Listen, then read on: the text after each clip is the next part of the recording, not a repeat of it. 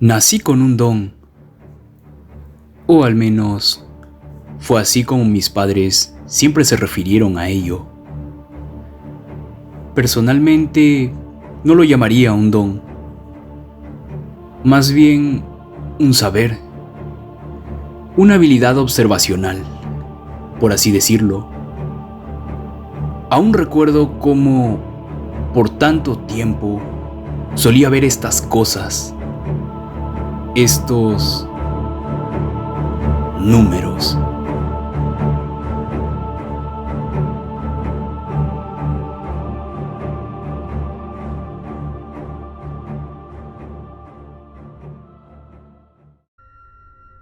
Sin tener la idea de qué significaban. Pero ahora lo sé. Creo que tenía 11 años cuando llegué a comprender lo que significaban. Veía televisión con mis padres cuando apareció un boletín en las noticias sobre una mujer en Oxford que había sido sentenciada por el asesinato de 17 personas. Conforme veía la grabación de ella siendo escoltada al juzgado, ahí estaba, el número 17 flotando justo por encima de su cabeza, como un halo de malicia.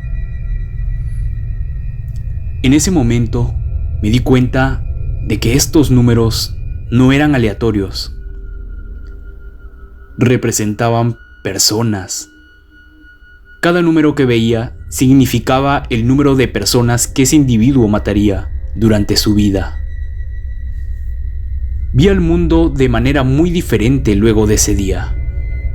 En un día normal, al caminar por la escuela y hacia mi casa, veía un mar de ceros y quizá algunos unos. A veces, podría caminar al lado de un sujeto por la calle y el número 3 flotando por encima de su cabeza me haría sentir intranquilo. En lo particular, nunca he conocido a nadie con un número más alto que 1. Y siempre me convencí a mí mismo con que esos unos se debían a algún accidente o algo por el estilo. Nada tan siniestro como un homicidio. A medida que crecía, los números permanecieron consistentes. Cuando al fin les conté a mis padres sobre mi clarividencia, acordamos que lo mejor sería mantenerlo entre nosotros. La primera persona que conocí con un número más grande que 1 fue Kyle. Conocí a Kyle en una fiesta que organizó uno de nuestros amigos mutuos. Congeniamos rápidamente por tener muchos de los mismos intereses, pero siempre me sentía abatido cuando me concentraba en el 5 que se cernía sobre su cabeza. 5 personas. ¿Kyle? No me parecía posible, y decidí con prontitud que no lo iba a cuestionar. Después de 3 meses de amistad, me desperté una mañana ante una cantidad de mensajes en Facebook. Todos mis contactos estaban en frenesí por lo que le había pasado a Kyle. Pero nunca pude encontrar una respuesta clara de lo que sucedió hasta que bajé un poco por mi muro de inicio. Kyle había ido a una fiesta con su novia, Amy. Se habían emborrachado bastante, pero Kyle decidió que aún se sentía apto para conducir a casa. Tras 1,5 kilómetros de viaje, chocó con un auto que venía en dirección contraria, luego de que Kyle girara en el lado incorrecto de la carretera. Las publicaciones decían que el accidente fue bastante grave y que su novia murió al instante. Por más sorprendente que era esta noticia, una parte de mí no podía evitar sentirse culpable. Había sabido que Kyle iba a matar a alguien, pero no pude haber sabido a quién o cuándo. ¿verdad?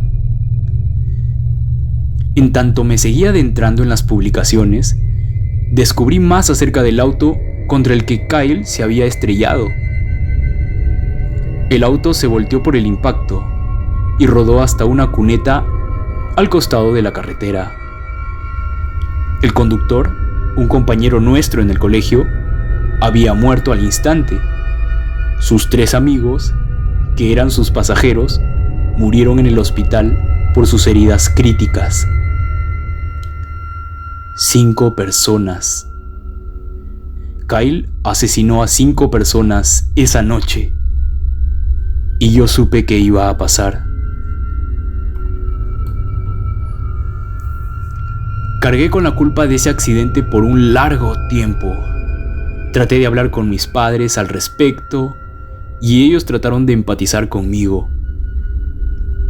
Pero sabía que no lo entendían. De hecho, fue muy difícil para cualquiera el entender por qué me estaba sintiendo de esa forma. Hasta que conocí a Melanie. La mujer más hermosa que había visto. Empecé a salir con ella alrededor de 8 meses después del accidente de Kyle. Y sentí una conexión con ella que nunca había sentido con nadie más. Fue la primera persona después de mis padres a la que le conté de mi don. Y me sentí muy aliviado cuando no se asustó ni me dejó. Fue muy tierna y comprensiva conmigo. Tenía una gran curiosidad al respecto, acompañada de una reserva interminable de preguntas. Me sacó de onda cuando se me quedó viendo, ampliando la mirada, y me preguntó qué número se encontraba arriba de su cabeza. Ella era un 0. Le dije esto y casi fue como si pudiera haber visto una pequeña onda de alivio traspasándola. Yo amaba todas las preguntas que me hacía. Se sentía bien que finalmente fuera capaz de hablar con alguien al respecto y que estuviera genuinamente interesada en lo que tenía que decir. Habíamos sido novios por más de 1 año cuando me preguntó algo que mis padres nunca me habían preguntado. Jamie, ¿podemos hablar? Se me acercó con timidez. Sí, por supuesto. Pues siempre he querido preguntarte esto, pero nunca pude encontrar el momento indicado porque siempre me pareció un tanto personal. Anda, estoy seguro de que para este punto no hay nada que puedas preguntarme que vaya a ser demasiado personal. Bueno, está bien. Lo que me preguntaba es, cuando tú te ves en el espejo, ¿hay algún número encima de tu cabeza?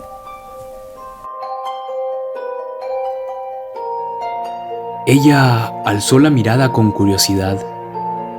Sus grandes ojos verdes estaban fijados en mí. De hecho, sí. Cuando me veo en el espejo puedo ver el número 13, le dije, agachando la cabeza. ¡Oh, por Dios! Murmuró mientras daba un paso hacia atrás. ¿Hablas en serio? No, obvio que no, contesté, incapaz de contener la sonrisa que crecía en mi rostro. Soy un 0, al igual que tú.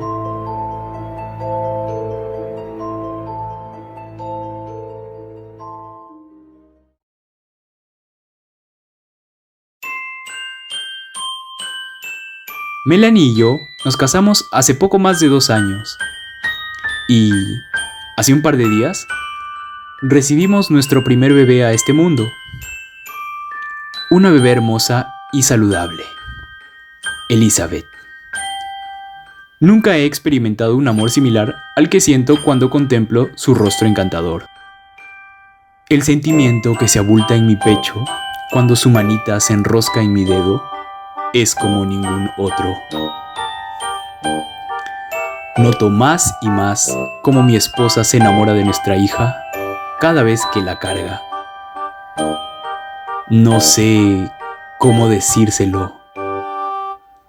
No sé cómo decirle que cuando veo a nuestra hija, cuando veo a nuestra bebé dulce y perfecta, siento que mis entrañas se tensan por la culpa.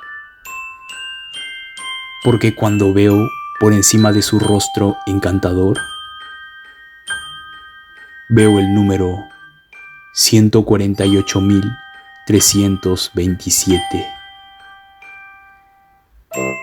Tampoco sé cómo decirle que el día que nuestra hija nació, el número de Melanie cambió de un 0 a un 1.